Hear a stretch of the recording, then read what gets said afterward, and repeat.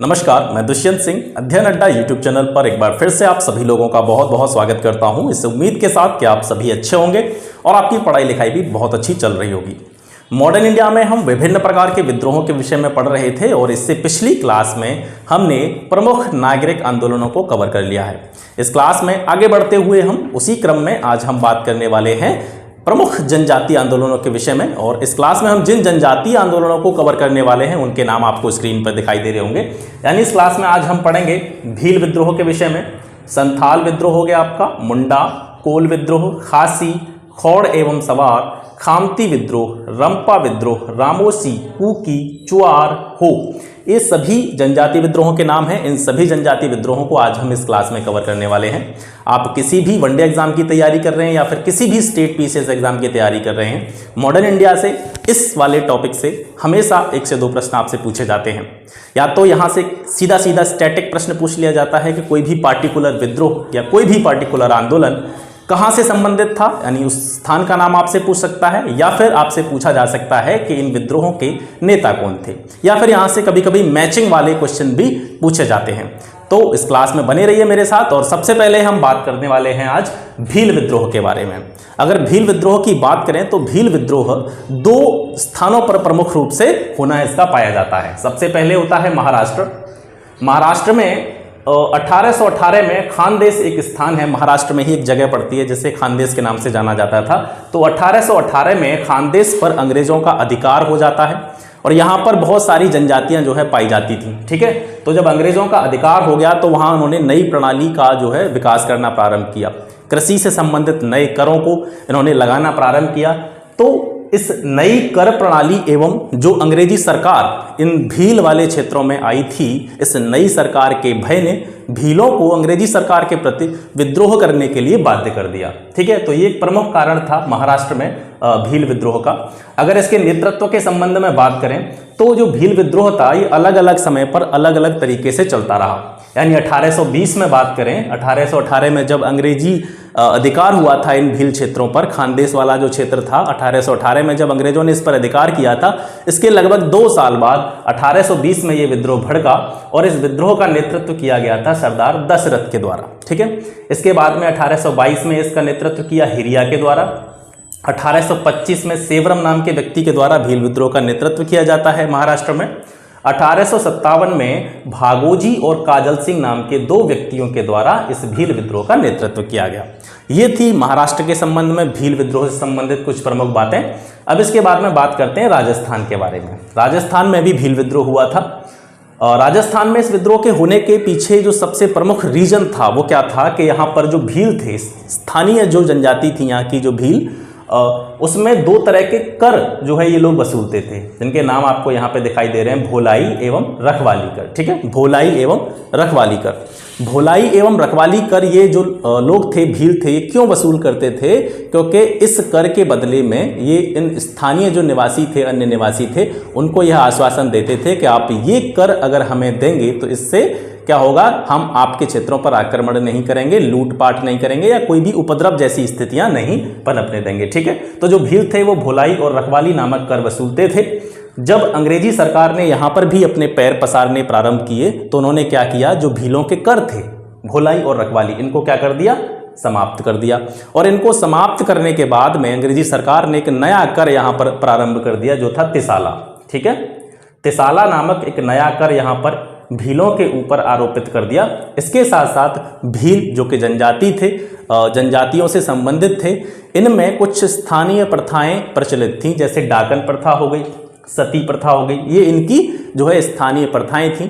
अंग्रेजी सरकार जब यहाँ पर अपना कदम रखती है तो उसके बाद में भीलों में जो इनकी स्थानीय प्रथाएं प्रचलित थी उनको इन्होंने रोकने की कोशिश की। यानी डाकन प्रथा पर रोक लगाने की कोशिश की और सती प्रथा पर भी रोकने के विभिन्न प्रयास किए गए। इससे क्या लगा, भीलों को यह महसूस हुआ या उनको ऐसा आभास हुआ कि कहीं ना कहीं अंग्रेजी सरकार उनके जो पुराने रीति रिवाज हैं या उनकी जो भी कस्टम्स हैं उनको रोकने का प्रयास कर रही है, उनको समाप्त करने का प्रयास कर रही है। इससे कहीं ना कहीं इनके मन में अंग्रेजी सरकार के प्रति असंतोष की भावना पनपी और इसी ने आगे चल करके भील विद्रोह का रूप ले लिया। ठीक है, तो ये जो है राजस्थान से संबंधित प्रमुख बातें हैं। राजस्थान में भील विद्रोह का जो नेतृत्व किया था वो किया था दौलत सिंह ने और जब यह विद्रोह अपने अंतिम समय पे था, जब यह राजस्थान में जो भील विद्रोह था अपने अंतिम समय में था, तब इसका नेतृत्व श्री गोविंद के द्वारा किया गया। और उसके बाद में श्री गोविंद के द्वारा ही एक प्रश्न पूछा जाता है मॉडर्न हिस्ट्री में कि संप सभा की स्थापना किसने की थी। तो संप सभा की स्थापना श्री गोविंद के द्वारा की गई थी 1883 में। ठीक है, 1883 में महाराष्ट्र में जो भील विद्रोह था वो अपने अंतिम चरण में था और इसी अंतिम चरण में इस विद्रोह का नेतृत्व कर रहे थे श्री गोविंद, और श्री गोविंद ने ही 1883 में संप सभा की स्थापना की थी। ये अत्यंत महत्वपूर्ण प्रश्न है। ठीक है, ये कई बार पूछा गया है, आप पिछले पेपर्स चेक कीजिए, उसमें आपको ये प्रश्न मिल जाएगा। अच्छा, एक प्रश्न और यहाँ से पूछा जाता है कि जो भील थे या जो जितने भी आदिवासी थे, आदिवासी अलग अलग प्रकार के, विभिन्न प्रकार के आदिवासी पाए जाते थे, तो इन आदिवासियों को जो जनजातीय नाम दिया था, ठीक है, जैसे आज मॉडर्न एरा में हम इनको क्या कहते हैं, जनजातियाँ। ठीक है, जैसे मध्य प्रदेश में सर्वाधिक जनजातियाँ पाई जाती हैं, तो इन जनजातियों को पहले आदिवासी कहा जाता था और आदिवासी नाम से इनका रूपांतरण हुआ जनजातीय रूप में। तो आदिवासियों को सबसे पहले ये जो नाम दिया था, कौन सा नाम दिया था, जनजातीय नाम दिया था। ठीक है, जनजाति, जनजाति के नाम से इनको किसने पुकारा था, तो भीलों के एक प्रमुख नेता थे ठक्कर बापा। ठक्कर बापा के द्वारा अन्य आदिवासियों को जनजाति नाम दिया गया। ठीक है, ये प्रश्न भी आप यहां से देख सकते हैं, काफी महत्वपूर्ण प्रश्न है, पूछा जा सकता है आप। अब आता है आपका संथाल विद्रोह। संथाल विद्रोह की अगर समयावधि के बारे में बात करें तो संथाल विद्रोह हुआ था 1855-56 के बीच में। संथाल क्या थी, संथाल भी एक जनजाति थी और ये जनजाति पाई जाती थी भागलपुर से लेकर के राजमहल की पहाड़ियां जो हैं, भागलपुर से यानी बिहार के भागलपुर से लेकर के राजमहल तक का जो क्षेत्र था, इसको कहा जाता था दामन ए कोह। ये प्रश्न भी आपसे पूछा जा सकता है कि प्राचीन समय में या फिर मॉडर्न इंडिया में दामन ए कोह किस पार्टिकुलर जगह का नाम था। तो भागलपुर से लेकर के और राजमहल तक की जो पहाड़ियां थी, उनका जो बीच का क्षेत्र था उसको दामन ए कोह कहा जाता था और ये पड़ता था बिहार में। तो ये दामन ए कोह क्षेत्र था, ये संथाल बाहुल्य क्षेत्र माना जाता था। यहाँ पर इस पूरे क्षेत्र में संथाल जनजाति अधिक मात्रा में पाई जाती थी। इस विद्रोह के होने के पीछे प्रमुख कारण क्या था, आपको पता है कि 1793 में 1793 में लॉर्ड कॉर्नवालिस के समय में स्थायी बंदोबस्त की प्रक्रिया चालू की गई थी। ठीक है, स्थायी बंदोबस्त प्रक्रिया जो कि 1793 में लॉर्ड कॉर्नवालिस के समय में प्रारंभ की गई थी। इस प्रक्रिया के तहत जो यहाँ की जनजाति थी, संथाल जो जनजाति थी, उनकी ज़मीनों को छीन लिया गया। इसके साथ साथ पुलिस के द्वारा उनका दमन किया गया। जितने भी अंग्रेज अधिकारी थे उनके द्वारा इन संथालों से दुर्व्यवहार किया गया, गलत व्यवहार किया गया। इसके साथ साथ जो जमींदारी प्रथा आई थी, जमींदारों के द्वारा इन क्षेत्रों में जितने भी संथाल लोग रहते थे उनसे विभिन्न प्रकार के करों की वसूली यहाँ से प्रारंभ की गई। तो ये कहीं ना कहीं इस संथाल विद्रोह के होने के पीछे प्रमुख कारण माने जा सकते हैं। वहीं नेतृत्व की बात करें कि संथाल विद्रोह का नेतृत्व किसने किया था, तो ये जो प्रश्न आता है नेतृत्व से संबंधित, संथाल विद्रोह का नेतृत्व किसने किया था, तो सिद्धू और कान्हू नाम के दो व्यक्ति थे, इनके द्वारा इस संथाल विद्रोह का नेतृत्व किया गया। ये हो गया आपका संथाल विद्रोह। इसके बाद में बढ़ते हैं मुंडा विद्रोह की तरफ। मुंडा विद्रोह से संबंधित एक प्रश्न ये भी पूछा जाता है कि उलूग खानी विद्रोह किसे कहा जाता है।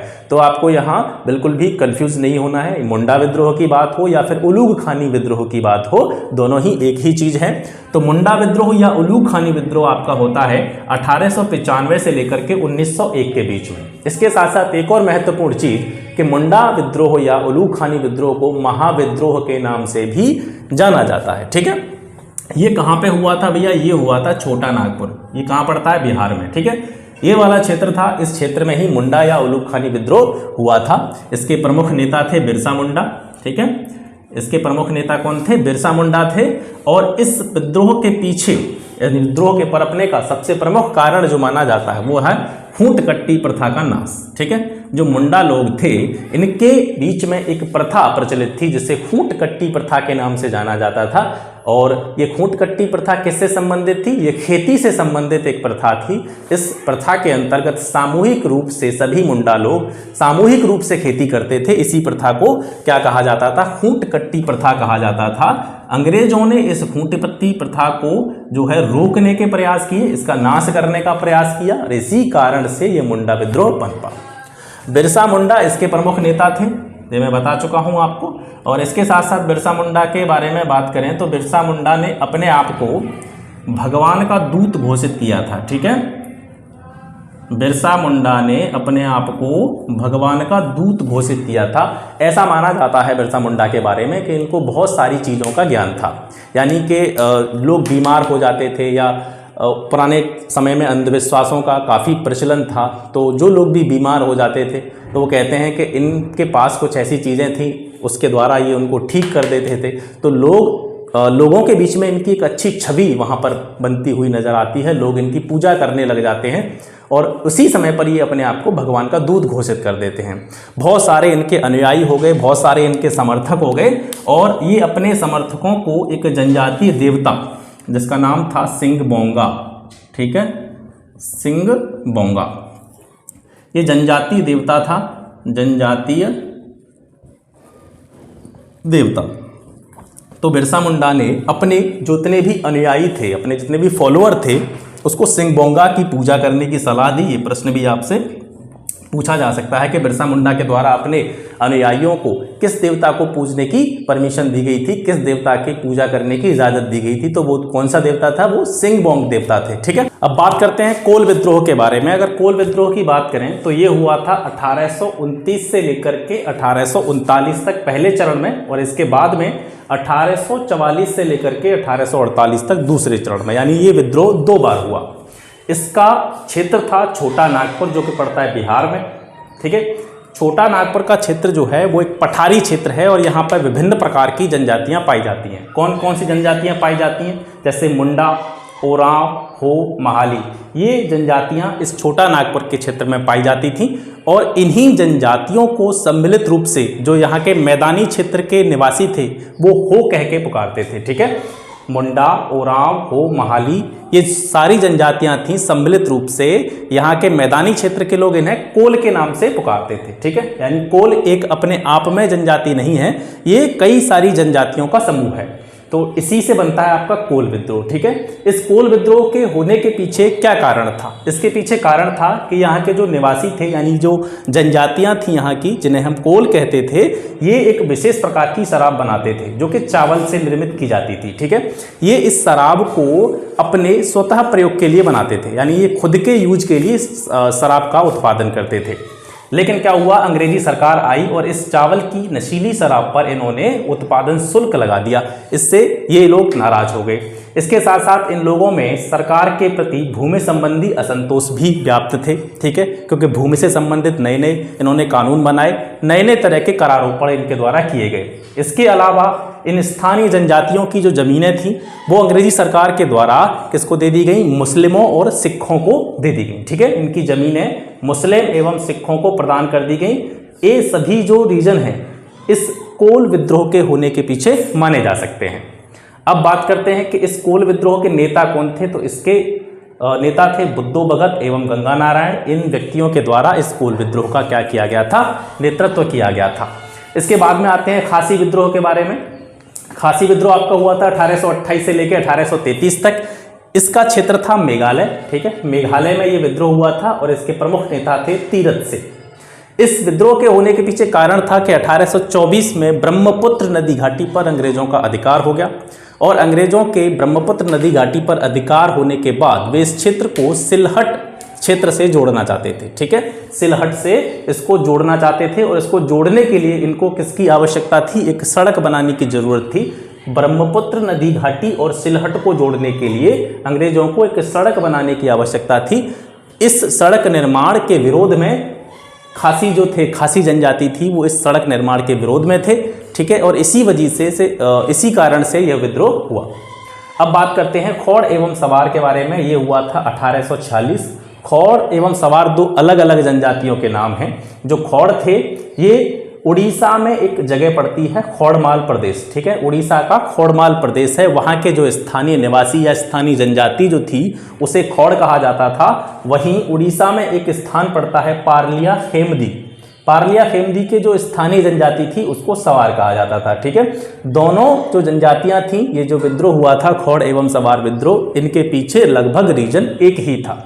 क्या कारण था कि इन दोनों जनजातियों में एक प्रथा प्रचलित थी जिसे मोरिया के नाम से जाना जाता था। मौर्या किसको कहा जाता था? मौर्या प्रथा का मतलब था ये एक नर बलि प्रथा थी, इसमें मनुष्य की बलि दी जाती थी और ये लोग मनुष्य की बलि इसलिए देते थे कि इससे वे अपने जो भी स्थानीय भगवान जो हैं या स्थानीय देवता जो हैं उनको प्रसन्न कर सकें और इसके एवज में ये अपेक्षा करते थे कि इस प्रथा को करने से या इस प्रकार की नर बलि देने से इनकी जो फसलें हैं, इनके खेतों में जो उत्पादन है वो अधिक होगा। अंग्रेजों ने आकर के इस मौर्या प्रथा पर रोक लगाई और इसी से यह विद्रोह भड़क उठा।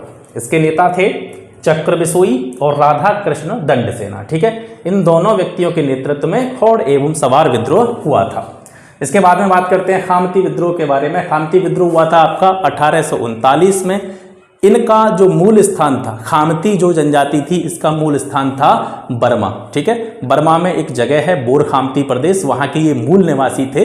लेकिन धीरे धीरे क्या हुआ, ये जो है असम के राजा की अनुमति से ये वहाँ पर बस गए। यानी इसके सबसे पहले ये बर्मा में रहते थे और वहाँ से ये कहाँ पे आ गए, असम में आ गए। असम के राजा ने इनको वहाँ पर निवास करने की जो है परमिशन दे दी। ठीक है, यानी मूल स्थान तो इनका बोरखामती प्रदेश था जो कि बर्मा में पड़ता है और वहाँ से ये असम के राजा की परमिशन से असम आ गए और वहीं पे बस गए। इसके बाद में इस विद्रोह के पीछे होने का कारण क्या था, अंग्रेजी न्याय व्यवस्था। और आप ये ध्यान से देखेंगे तो पता चलेगा कि लगभग हर विद्रोह में, हर आंदोलन में ये एक प्रमुख रीजन रहा है अंग्रेजी न्याय व्यवस्था। अंग्रेज़ों का स्थानीय लोगों के प्रति जो व्यवहार था ये, इसके अलावा बढ़े हुए राजस्व की दरें या भूमि संबंधी नए कानून, ये लगभग हर विद्रोह के एक प्रमुख रीजन के रूप में देखे गए हैं। तो अंग्रेजी न्याय व्यवस्था, राजस्व वसूली, ठीक है, एवं अन्य कर जो इन लोगों पर अंग्रेजों ने आरोपित किए थे, ये इस विद्रोह के होने के पीछे प्रमुख कारण के रूप में माने जा सकते हैं। अब बात करें इस खामती विद्रोह के नेतृत्व के बारे में, तो खवा गोहाई और रूनो गोहाई नाम के दो व्यक्तियों ने, ठीक है, ये जो खामती सरदार के रूप में जाने जाते थे, खामती जनजाति जो थी उनके दो सरदार थे जिनके नाम थे खवा गोहाई और रूनो गोहाई। इनके नेतृत्व में ही ये खामती विद्रोह हुआ था। इसके बाद में रंपा विद्रोह की बात करते हैं। रंपा विद्रोह हुआ था 1879 में, 1879 में ये हुआ था रंपा विद्रोह। ये कहाँ पे हुआ था, आंध्र प्रदेश में, और इस विद्रोह का नेतृत्व किया था राजू रंपा ने। ठीक है, राजू रंपा ने। इसका कारण क्या था, अंग्रेजों की जो जागीरदारी प्रथा थी, जागीरदारों का भ्रष्टाचार एवं जिन जंगलों में रंपा लोग निवास करते थे उन जंगलों से संबंधित नए कानून जो है अंग्रेज सरकार ने इनके ऊपर आरोपित कर दिए। इसके कारण रंपा लोगों में क्या हो गया, अंग्रेज सरकार के प्रति असंतोष की भावना पनप गई और ये रंपा विद्रोह का कारण बनी।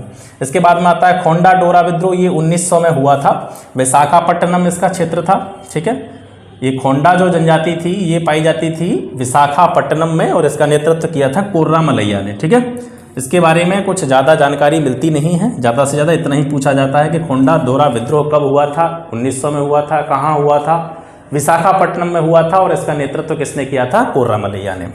इसके बाद में रामोसी विद्रोह, इसको आप ध्यान से देखेंगे। रामोसी विद्रोह के बारे में बात करते हैं। रामोसी विद्रोह भी अलग अलग समय पर यानी रुक रुक कर ये विद्रोह हुआ था। सबसे पहले ये विद्रोह भड़का था 1822 में, इसके बाद में इसको दबा दिया गया। फिर 1825 में ये फिर दोबारा से सामने आता है, 1825-26 यानी लगभग 2 सालों तक ये विद्रोह चलता रहता है।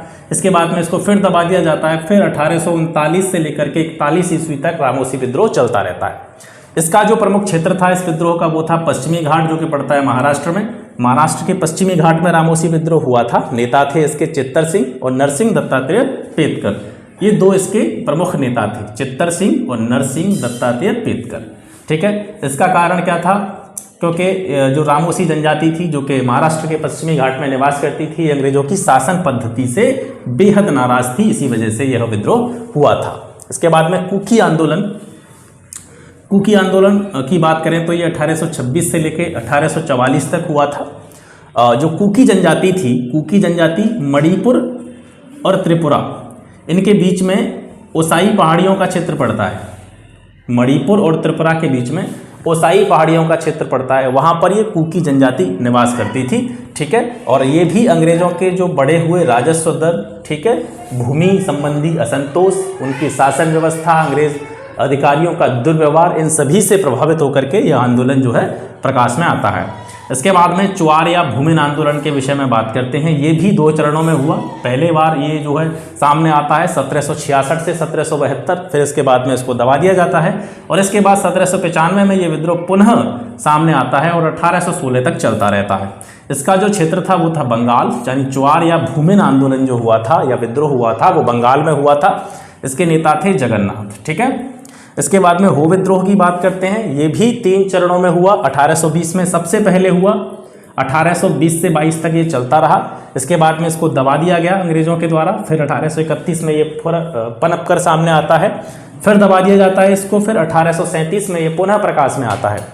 अब यहाँ से कन्फ्यूजन आपको ये हो रही होगी, अगर परीक्षा में पूछा जाए कि हो विद्रोह कब हुआ था, चुआर विद्रोह कब हुआ था या भूमिन विद्रोह कब हुआ था, तो ये जो पहली डेट आपको नजर आ रही है, जैसे हो विद्रोह की बात करें तो 1820 जो पहली डेट है आप इसको आंसर के रूप में लिखेंगे। जैसे कुकी आंदोलन कब हुआ था तो 1826 से 1844 तक ये चला था, लेकिन अगर परीक्षा में पूछा जाता है तो सबसे पहले क्या लगाएंगे हम, 1826 लगाएंगे। ठीक है, तो हो विद्रोह की बात कर रहे थे, ये भी 3 चरणों में हुआ था। छोटा नागपुर क्षेत्र जो कि बिहार में पड़ता है, वहां पर ये हो विद्रोह हुआ और इसका भी प्रमुख कारण क्या था, भूमि संबंधी असंतोष। ठीक है, और अंग्रेजी शासन व्यवस्था, इससे यहाँ के जो स्थानीय या हो जनजाति थी वो कैसी थी, नाराज थी, और ये कहीं ना कहीं इस विद्रोह के प्रमुख कारण के रूप में सामने आते हैं। तो ये हो गए आज के इस वीडियो में मॉडर्न इंडिया के सभी प्रमुख जनजाति आंदोलन जिनके बारे में आपने पढ़ा। आशा करता हूँ क्लास आपको पसंद आया होगा। मिलते हैं आपसे फिर एक नए टॉपिक के साथ नई क्लास में, तब तक के लिए नमस्कार, जय हिंद।